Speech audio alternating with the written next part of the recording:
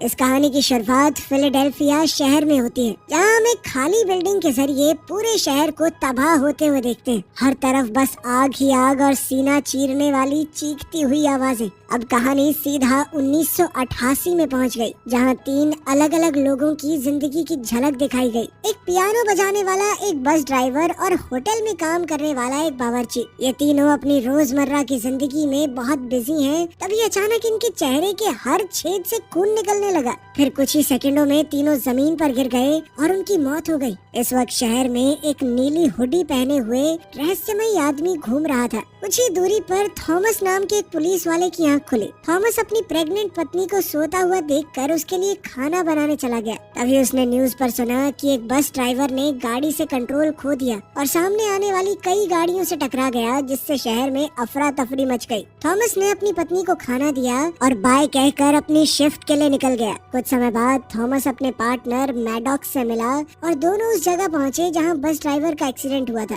इस केस का main detective officer halt को बनाया गया, जो कि थॉमस का जीजा भी था। थॉमस ने जब मरी हुई ड्राइवर को चेक किया तो वो घबरा गया, क्योंकि उसके चेहरे से खून बह रहा था। उसका दिमाग लगभग पिघल चुका था। मौत का कारण खून बहना बताया गया। थॉमस को उसकी गर्दन पर 3 निशान भी दिखे, बिल्कुल छेद की तरह। लेकिन हॉल्ट ने कहा कि ये बर्थ मार्क होगा और उसे अनदेखा कर दिया। तभी उन्हें खबर मिली कि 2 और लोग बिल्कुल इसी तरीके से मारे गए हैं और उन दोनों की गर्दन के पीछे भी 3 ऐसे ही निशान हैं। इसके बाद ऑफिसर सीधा उन 2 लोगों को भी देखने गए। ये दोनों भी खून बहने की वजह से ही मरे थे। थॉमस केस पर अपनी राय देने लगा, मगर होल्ट ने उसे इस केस से दूर रहने को कहा, क्योंकि उसे लगा कि ये केस उसके प्रमोशन के लिए काफी अच्छा रहेगा।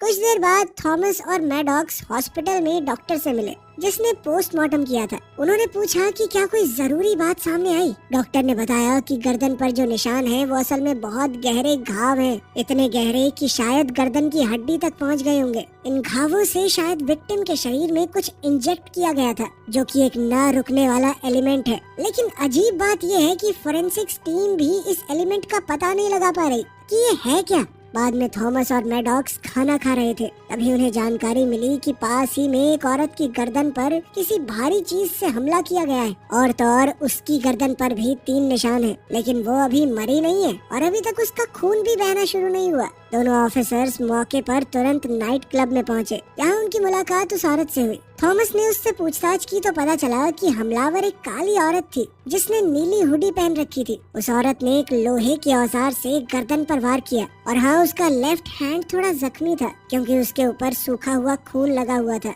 तभी हॉल्ट ने वहां आकर बातचीत रोक दी और लड़की से दोबारा पूछने लगा कि डिटेल में बताओ हुआ क्या था। अब लड़की ने परेशान होकर सब कुछ दोबारा बताया। फिर अचानक से वो लड़की गिरकर मर गई। इसके बाद पुलिस बताए गए हुलिये से मेल खाती सभी ब्लैक औरतों को गिरफ्तार करने लगी, लेकिन किलर अभी भी आजाद है और वो एक अजीब सा डिवाइस एक कार पर लगा रही थी। फिर जैसे ही एक पुलिस वाला वापस आया तो वो भागकर छूमंतर हो गई। कुछ देर बाद थॉमस और मैडॉक्स ड्राइव कर रहे थे, तभी उनका सामना उसी औरत से हो गया। वो तुरंत भागी उनसे बचने के लिए। उन दोनों ने बैकअप के लिए कॉल किया और होल्ट ने तो शहर के हर एक ऑफिसर को उसे ढूंढने का ऑर्डर दे दिया। इस दौरान थॉमस की कार एक ट्रक से टकरा गई, जिस वजह से थॉमस और मैडॉक्स को पैदल उसका पीछा करना पड़ा। उन्हें लगा कि वो औरत आसपास ही कहीं होगी, इसीलिए दोनों ने उसे घेरने का प्लान बनाया और अलग अलग होकर तलाश के दौरान थॉमस को एक अजीब सा डिवाइस मिला, जिसे उसने अपने पास रख लिया। बाद में एक बेसमेंट के अंदर मैडॉक्स ने उस औरत को पकड़ लिया और जल्द से जल्द सरेंडर करने को कहा। लेकिन ये औरत कोई अबला नारी नहीं थी। उसने मैडॉक्स पर हमला करके उसे पीट दिया और तो और उसकी टांग भी तोड़ दी और फिर जल्दी से वहाँ से भाग गई। अपने पार्टनर की आवाज सुनकर थॉमस वहाँ पहुँचा और उस अनजान औरत का पीछा करने लगा। आखिरकार उसने उसे घेर लिया और हाथ ऊपर करके मुड़ने को कहा। तभी कहानी में एक मोड़ आया। उस औरत ने थॉमस को उसके नाम से बुलाया और उसे उसकी होने वाली बेटी के लिए बधाई भी दी। साथ ही उसने कहा कि मुझे अफसोस है तुम्हारे पार्टनर की टांग तोड़ने के लिए। ये सब सुनकर थॉमस थोड़ा घबरा गया कि इसे इतना सब कैसे पता है मेरे बारे में। फिर थॉमस ने उसे गिरफ्तार करने की कोशिश की, लेकिन औरत ने उसे आसानी से हरा दिया और एक बेंच के साथ उसी की हथकड़ी से उसे बांध दिया। जाते जाते उसने कहा कि हम फिर से मिलेंगे, लेकिन जैसे ही वो वहाँ से जाने के लिए मुड़ी, तभी थॉमस ने उस पर उसी के डिवाइस से हमला कर दिया, जिससे वो अपने शिकार को इंजेक्ट किया करती थी। इससे औरत का बैलेंस बिगड़ गया और वो सामने से आती हुई ट्रेन के आगे गिरकर मौत का शिकार हो गई। इस घटना का थॉमस पर गहरा असर हुआ, लेकिन इससे पहले कि वो खुद को संभालता उसे खबर मिली कि उसकी पत्नी हॉस्पिटल में है। वो भागते हुए वहाँ पहुँचा और उसके साथी ने बताया कि हमला करने वाले का कोई भी आईडी या फिंगरप्रिंट ट्रेस नहीं हो पा रहा। उसके पास से एक चाबी मिली थी, लेकिन पुलिस को बिल्कुल अंदाजा नहीं था कि वो किस चीज की चाबी है। और भी ज्यादा हैरान कर देने वाली बात ये थी कि उस औरत की कलाई में एक गोली फंसी हुई थी और वो गोली थॉमस की रिवॉल्वर से निकली थी, जबकि थॉमस ने कभी गोली चलाई ही नहीं। तभी एक नर्स ने बातचीत के बीच में आकर थॉमस को बताया कि तुम्हारी पत्नी की हालत बहुत नाजुक है। थॉमस तुरंत उसके पास भागा और डिलीवरी के दौरान हो रहे दर्द से उसकी पत्नी बेहोश होने लगी। डॉक्टर्स ने उसे बचाने के लिए घबराहट में काम शुरू कर दिया। कुछ ही समय बाद एक नर्स ने थॉमस की गोद में एक सेहतमंद बच्ची दी, लेकिन उसकी एक खुशी तुरंत मातम में बदल गई जब उसे पता चला कि उसकी पत्नी जिंदा नहीं बच पाई। इसके बाद कहानी 9 साल आगे यानी 1997 में पहुंची। अब थॉमस की बेटी एमी 9 साल की हो चुकी थी। एमी नाश्ता बना ही रही थी कि तभी टीवी पर न्यूज चलने लगी, जिसमें सड़कों पर लोग आंदोलन करते हुए 9 साल पहले हुई घटना का जवाब मांग रहे थे। लोगों ने इसे रेसिज्म का मुद्दा बना लिया। कई लोग उस औरत का साथ देते हुए कहने लगे कि उस वक्त वो औरत निहत्थी थी, लेकिन पुलिस वाले ने उसे गिरफ्तार करने के बजाय ट्रेन के नीचे धकेल दिया। बाद में थॉमस जो डिटेक्टिव बन चुका था, उसने अपनी बेटी को जन्मदिन की बधाई दी और उसे एक ब्रेसलेट भी गिफ्ट में दिया। फिर दोनों थॉमस की पत्नी की कब्र पर गए, जहां उन्हें कब्र पर ताजे फूल दिखे और ये देखकर वो सोच में पड़ गए कि यहाँ पर कौन फूल रख के गया। तभी थॉमस को एक फोन आया। ये जानकर उसके होश उड़ गए कि बिल्कुल वैसे ही मौत होनी शुरू हो गई है जैसे 9 साल पहले हुई थी। एक पल भी जाया किए बिना थॉमस क्राइम सीन पर पहुंचकर मैडॉक्स से मिला, जो अब भी 9 साल पहले हुए इंसिडेंट की वजह से लंगड़ा कर चल रहा था। थॉमस ने उससे पूछा कि सुबह तुमने मेरी पत्नी की कब्र पे फूल तो नहीं रखे, लेकिन मैडॉक्स ने कहा कि मैं नहीं गया भाई वहाँ। फिर दोनों एक यूनिवर्सिटी क्लासरूम पहुँचे, जहाँ एक प्रोफेसर की लाश पड़ी थी। उसकी गर्दन पर वही 3 निशान थे और चेहरे से खून बह रहा था। थोड़ी ही देर में होल्ट, जो कि अब एक ऑफिसर बन चुका था, वो सिक्योरिटी कैमरा फुटेज चेक करने लगा। फुटेज देखकर सबकी आंखें खुली की खुली रह गई, क्योंकि ये किलर बिल्कुल उसी औरत जैसी दिखती थी और वही कपड़े पहने हुए थे उसने जो 9 साल पहले वाली औरत ने पहने थे। लेकिन क्योंकि वो औरत तो मर चुकी है, इसीलिए सबने मान लिया कि ये कोई कॉपी कैट किलर है। पुलिस स्टेशन वापस जाकर थॉमस 9 साल पुराने केस की फाइल्स को दोबारा पढ़ने लगा, इस उम्मीद में कि शायद कोई क्लू मिल जाए। तभी उसे वो रहस्यमयी चाबी मिली जो उस औरत के पास से मिली थी, और उसने अपनी टीम को उसकी जांच पड़ताल करने लगा दिया। इसी दौरान और भी मर्डर्स होने लगे, जिससे पुलिस पर जबरदस्त प्रेशर आ गया। साथ ही पब्लिक के बीच डर का माहौल बनना शुरू हो गया था। बाद में थॉमस ने फुटेज के अंदर नए किलर के लेफ्ट हैंड को ध्यान से देखा। वो चौंक गया ये देखकर कि वो भी जख्मी है, बिल्कुल उसी तरह जैसे 9 साल पहले वाली औरत का हाथ था। उसने मैडॉक्स को बताया कि ये डिटेल कभी पब्लिक नहीं की गई थी, इसीलिए अगर कोई कॉपी कैट किलर है तो वो इस बारे में कैसे जान सकता है। तभी एक ऑफिसर ने आकर बताया कि जिस चाबी की जांच की जा रही है वो एक प्लेन की चाबी है, जिसे सिर्फ 1 साल पहले बनाया गया है। तो ये चाबी 9 साल पहले कैसे थी उस औरत के पास? ये सुनकर डिटेक्टिव्स हैरान रह गए जब उन्हें पता चला कि 100 मील के रेडियस में सिर्फ एक ही एयरफील्ड है जहाँ पर इस मॉडल का प्लेन मौजूद है। तो उन्होंने वहाँ जाने का फैसला किया। जैसे ही थॉमस और मैडॉक्स निकलने वाले थे, तभी उन्हें एक साइंटिस्ट मिला जिसका नाम है डॉक्टर नवीन राव। साइंटिस्ट ने बताया कि ये केस मेरी रिसर्च से जुड़ा हुआ है। उसने ये भी बताया कि ये किलर सिर्फ एक खास मौके पर दिखाई देती है। आज से ठीक 9 साल पहले भी ब्लड मून वाला ही दिन था और आज भी वही दिन है। लेकिन डिटेक्टिव्स को उसकी ये बात बकवास सी लगी। उन्होंने कहा कि ये सिर्फ एक इत्तेफाक होगा और बिना उस पर ज्यादा ध्यान दिए वहाँ से चले गए। कुछ देर बाद डिटेक्टिव्स एयरफील्ड पहुंचे। थॉमस अकेला अंदर चला गया और वहाँ के मैनेजर से मिला। उसने उसे औरत की तस्वीर दिखाई और पूछा कि क्या उसने उसे पहले कभी देखा है। मैनेजर ने मना कर दिया, लेकिन वो काफी घबरा गया। इसी बीच औरत भी वहीं एक दीवार के पीछे छुपी हुई थी। थॉमस ने उस आदमी की घबराहट को महसूस कर लिया, इसीलिए वो कागज पर लिखकर उससे बात करने लगा और जान गया कि यहाँ कोई और भी मौजूद है। जैसे ही थॉमस ने अपनी बंदूक की तरफ हाथ बढ़ाया, तभी अचानक उस औरत ने उस पर बंदूक तान दी और कहा कि तुम्हें फिर से मिलकर अच्छा लगा। फिर उस औरत ने मैनेजर से कहा कि थॉमस को कुर्सी से बांध दो। इसी दौरान थॉमस ने चालाकी से बाहर खड़े अपने दोस्त को कॉल कर दिया और उसने सब कुछ सुन लिया। औरत ने मैनेजर से प्लेन की चाबी मांगी और मजबूरी में उसने उसे चाबी दे भी दी। फिर जैसे ही मैनेजर ने छुपी हुई गन की तरफ हाथ बढ़ाया तो औरत ने तुरंत उसे मारकर नीचे गिरा दिया। तभी दूर से पुलिस सायरन्स की आवाज सुनाई देने लगी। औरत ने घबराकर थॉमस को हॉस्टेज बना लिया। उसी पल मैडॉक्स कमरे में घुस आया। तभी औरत ने बिना सोचे समझे सीधा उसके माथे में गोली मारी। लेकिन जैसे ही उसे एहसास हुआ कि जिस इंसान को उसने गोली मार दी वो मैडॉक्स है, तो वो अपने किए पर पछताने लगी। थॉमस ये देखकर पूरी तरह टूट गया, लेकिन उस औरत ने उसे पकड़कर प्लेन में डाला और पुलिस के आने से पहले ही उसे प्लेन में ले गई। ऑफिसर होल्ट ने नोटिस किया कि उसका साला भी प्लेन के अंदर है, इसीलिए उसने पुलिस को गोलियां चलाने से मना कर दिया। बाद में वो औरत थॉमस से कहने लगी कि तुम मेरा पीछा करना बंद कर दो, और साथ ही उसने दावा भी किया कि मैं जो भी कर रही हूँ बहुत जरूरी है। उसका कहना था कि हर 9 साल में मैं वापस आऊंगी, ठीक इसी दिन पर, लेकिन सिर्फ थोड़े से समय के लिए, और मुझे कोई मार नहीं सकता। मगर थॉमस ने कहा कि मैं तुम्हारा पीछा करना कभी नहीं छोड़ूंगा। इस बात से औरत ने उसे प्लेन से बाहर फेंक दिया। थॉमस नीचे समुद्र में जा गिरा और बाद में किसी तरह किनारे तक पहुंच गया, जहां उसे जले हुए प्लेन का मलबा दिखा, लेकिन वो औरत कहीं नजर नहीं आई। अगली सुबह होल्ट और उसकी टीम वहां पहुंचकर किलर को ढूंढने की बेचैन कोशिश करते रहे। तब थॉमस ने उनसे कहा कि बेकार मेहनत मत करो,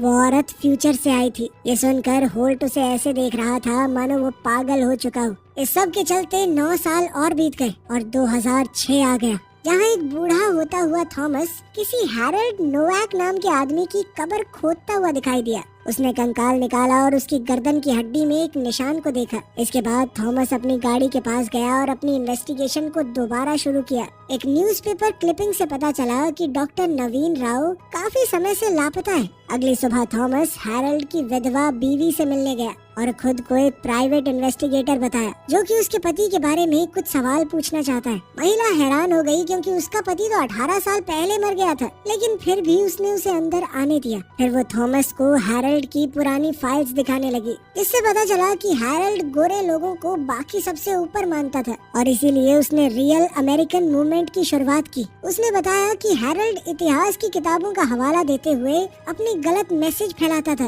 कि देखो ये देश हमने बनाया है, इन सबको तो गुलाम बना के लेकर आए थे हम यहाँ पे, आज ये बराबर कैसे हो गए। ये सब भी पता चला कि हैरोल्ड के साथ साथ उसकी पिछली बीवी हेदर इस सब में शामिल थी, जब तक उन दोनों का रिश्ता टूट नहीं गया। खैर थॉमस ने कुछ पैसे देकर एक लिस्ट ले ली जिसमें उन सभी लोगों के नाम थे जो हैरोल्ड से जुड़े हुए थे। बाद में थॉमस फाइल पढ़कर ये जान गया कि किलर औरत के बाकी शिकार भी इसी लिस्ट में थे। हैरानी की बात ये थी कि वो सभी हैरोल्ड के पॉलिटिकल ग्रुप से जुड़े हुए थे। फिर थॉमस अपनी बेटी एमी को स्कूल से लेने गया क्योंकि आज उसका 18वां जन्मदिन है। तभी ये भी पता चला कि थॉमस अब एक डिटेक्टिव नहीं रहा, क्योंकि वो इस केस को लेकर बहुत पर्सनल हो गया था। साथ ही वो अपनी बेटी पर भी ध्यान नहीं दे पा रहा था, इसीलिए अब एमी होल्ट के परिवार के साथ रहती है। बाद में थॉमस होल्ट से मिला और उसे किसी दूसरे विक्टिम के बारे में बताने लगा, जो कि हैरोल्ड था, जिसकी मौत को ड्रग ओवरडोज का नाम दे दिया गया। थॉमस उसे हैरोल्ड के साथ जुड़े हुए लोगों की लिस्ट दिखाने लगा और पता चला कि सीरियल किलर के सभी शिकार रियल अमेरिकन मूवमेंट से ही जुड़े हुए हैं। थॉमस ने होल्ट को बताया कि वो रहस्यमयी औरत समय में पीछे आती है और वो 1997 में जिंदा नहीं हुई थी। असल में वो तब तक मरी ही नहीं। थॉमस ने ये दावा किया कि आज वो वापस आएगी और होल्ट से कहने लगा कि हेदर रसल नाम की औरत को ढूंढना है हमें। लेकिन होल्ट ने कहा कि तेरी बातें बिल्कुल बकवास हैं, कुछ भी बोल रहा है तू। तेरी बेटी हमारे घर पल रही है, वो याद करती है अपने पापा को। जिंदगी को दोबारा संभाल मेरे भाई, उसके लिए संभाल ले खुद को। जब होल्ट जाने लगा तो थॉमस आंखों में आंसू लिए उसके पास गया और अपनी गलतियों के लिए माफी मांगने लगा। उसने कहा कि वो मदद चाहता है। फिर होल्ट ने उसे तसल्ली दी और कहा कि मैं हर तरह से मदद करूंगा। दोनों गले मिले और होल्ट वहां से चला गया। लेकिन पता चला कि थॉमस का उदास होना सिर्फ एक नाटक था। उसने मौका देखकर होल्ट का बैग चुरा लिया। बाद में थॉमस ने पुलिस स्टेशन कॉल किया और होल्ट बनकर बात करने लगा और बड़ी चालाकी से हेदर रसल का एड्रेस निकाल लिया। और जब वो वहां पहुंचा तो दंग रह गया। वहाँ एक लाश पड़ी थी जिसका चेहरा बिल्कुल पिछले विक्टिम्स की तरह खून से भरा हुआ था और फिर अचानक से किलर नजर आई। और थॉमस ने उसके लेफ्ट हाथ को जख्मी कर दिया, लेकिन वो औरत मोटरसाइकिल पर तेज रफ्तार से भाग निकली। थॉमस ने गुजरते हुए ट्रक को छीना और उसका पीछा करना शुरू कर दिया। काफी देर तक उसका पीछा करने के बाद थॉमस एक सुरंग में घुस गया, जहां वो औरत एक टाइम ट्रैवलिंग मशीन के अंदर बंद हो गई। मशीन में पानी भरने लगा और थॉमस ने कसम खाई कि वो दोनों फिर से मिलेंगे। तभी औरत डिवाइस के साथ साथ गायब हो गई। थोड़ी देर बाद जैसे ही थॉमस सुरंग से बाहर निकला तो उसे तुरंत पुलिस और गुस्से से भरे हुए होल्ट ने गिरफ्तार कर लिया। थॉमस ने बताया कि मैंने आज उस औरत के लेफ्ट हैंड में गोली मारी है, और याद है जब वो पिछली और उससे पिछली बारी आई थी तो उसके हाथ में चोट लगी हुई थी ना। इससे साबित होता है कि ये औरत समय में पीछे जाती है, लेकिन होल्ट ने उसकी बात मानने से इनकार कर दिया। इसी दौरान डॉक्टर नवीन राव दूर से ये सब कुछ देख रहा था।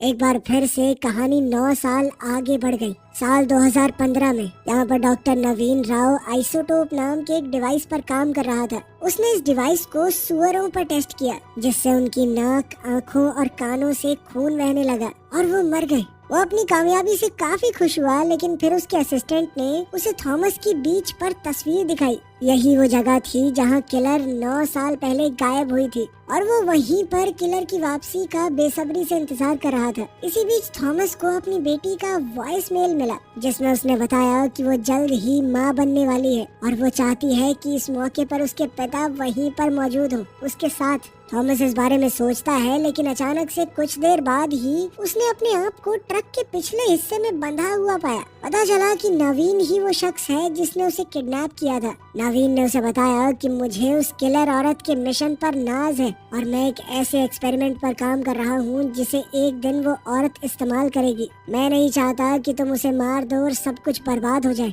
इसीलिए तुम्हें 3 दिन तक बंद रखना जरूरी होगा। थॉमस बहस करता रहा कि वो औरत बेगुनाह लोगों को मार रही है, लेकिन नवीन इसके जवाब में कहता रहा कि ये सब कुछ एक भयानक घटना को रोकने के लिए है। वो औरत तो हमें बचा रही है। साइंटिस्ट बोल ही रहा था, तभी थॉमस ने चालाकी से खुद को आजाद कर लिया और नवीन पर हमला बोल दिया। इससे नवीन ने ट्रक पर से कंट्रोल खो दिया और फिर दोनों का एक्सीडेंट हो गया। नवीन गाड़ी के नीचे फंस गया और थॉमस इस मौके का फायदा उठाकर वहाँ से भाग गया। दूसरी तरफ वो रहस्यमयी औरत एक बार फिर से अपनी टाइम मशीन के साथ पहुँच गई। वो सुरंग से बाहर निकली और बीच की तरफ बढ़ने लगी, लेकिन उसे बड़ा झटका लगा जब उसने देखा कि थॉमस पहले से ही वहाँ मौजूद है और थॉमस ने पहले ही उस पर बंदूक तानी हुई है। लेकिन वो औरत जिसका नाम राया है, उसने एक जबरदस्त सच्चाई बताई। वो कहने लगी कि मैं जानती हूँ तुम मुझे नहीं मारोगे, क्योंकि तुमने ही तो मुझे ये काम दिया है। उसने अपनी माँ के दिए हुए ब्रेसलेट को दिखाया और थॉमस हैरान रह गया जब उसे एहसास हुआ कि ये वही ब्रेसलेट है जो उसने कभी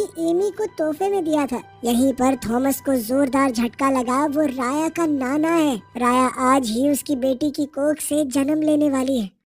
अब उसे अफसोस होने लगा कि 1988 में मैंने तुम्हें मार दिया था। थॉमस उससे गुहार लगाने लगा कि पीछे जाकर इस सब को रोक दो, लेकिन राया ने कहा कि ये सब हो चुका है और टाइम ट्रैवल एक ही तरफ होता है, बार बार वापस जाना मुमकिन नहीं है। उसने बताया कि मेरा मिशन इसी बीच पर इसी दिन से शुरू होता है और हमेशा मेरी मौत के साथ खत्म। जाने से पहले राया थॉमस से कहने लगी कि आप मम्मी के पास जाइए, उनका ख्याल रखिए, उन्हें उनके पिता की जरूरत है। ये कहकर राया वहाँ से चली गई और थॉमस आंखों में आंसू लिए जमीन पर बिलक बिलक कर रोने लगा। फिर कहानी में भविष्य से जुड़ी हुई कुछ झलक दिखाई दी। यहाँ पर राव टेक्नोलॉजीज नाम का एक इंस्टीट्यूट है। वहाँ एक बुजुर्ग व्हील चेयर पर बैठा हुआ नवीन आइसोटोप डिवाइस राया को देते हुए नजर आता है। एक और जबरदस्त ट्विस्ट में पता चला कि कहानी की शुरुआत में जो हमला दिखाया गया था वो उसी रेडिकल ग्रुप की वजह से हुआ था जिसे हैरोल्ड नोवाक ने शुरू किया था। इसके बाद हुई सिविल वॉर में लाखों लोग मारे गए और लोग बदला लेने के चक्कर में एक दूसरे को मारने वाले दरिंदे बन चुके थे। राया का मिशन था समय में पीछे जाकर ऐसे लोगों को मारना जो आगे जाकर इस पार्टी को बड़ा करेंगे, ताकि वो 2024 में होने वाले बॉम्ब ब्लास्ट को रोक सके, जिसकी वजह से जंग शुरू हुई थी। जैसे ही राया अपना मिशन पूरा करती है, हम वही सीन दोबारा देखते हैं जहाँ से कहानी शुरू हुई थी, लेकिन इस बार शहर में तबाही नहीं हुई। इससे ये पता चला कि राया अपने मिशन में कामयाब हो गई। फिर कहानी वापस 2015 में आ गई, जहाँ थॉमस फूल लेकर हॉस्पिटल पहुँचा और उसी वक्त एमी ने राया को जन्म दिया। थॉमस ने बड़े प्यार से राया को अपनी गोद में लिया, क्योंकि वो जानता था कि ये वो बच्ची है जो भविष्य की दिशा तय करेगी। वीडियो पसंद आई तो लाइक कर देना।